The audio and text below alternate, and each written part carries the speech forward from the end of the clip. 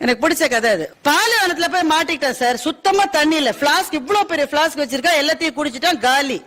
இப்ப தண்ணி இல்லாம ஒரு கட்டத்துக்கு மேல உயிர் தங்காது. இப்ப உயிரை வெளியில போகிற நிலைமைக்கு வந்தாச்சு. இப்போ கிட்டத்தட்ட உயிர் வெளியில போயிட்டே இருக்கு.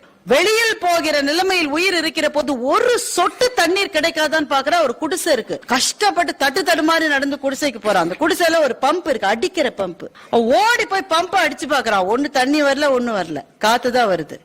ஐயோ இதுலயும் ஒண்ணுமே இல்லையே, இப்ப உயிரை போக வேண்டியதானான்னு பாக்குறப்ப அங்க ஒரு பாட்டில் இருக்கு, சின்ன பாட்டில். அதுல பாதி தண்ணி இருக்கு. இந்த தண்ணியை குடிக்கணும்னு ஓடி போறான்.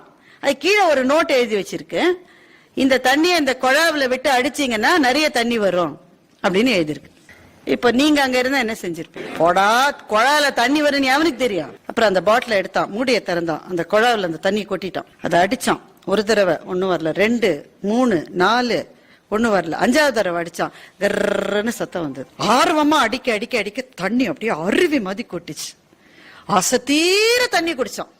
ஆசை தீர அவனோட பிளாஸ்க் அது இது எல்லாத்துலயும் தண்ணியை ரொப்பிக்கிட்டான். போகிறதுக்கு முன்னாடி மறக்காம அந்த பாட்டில் எடுத்து திரும்பவும் அதுல தண்ணியை பிடிச்சு வச்சான்.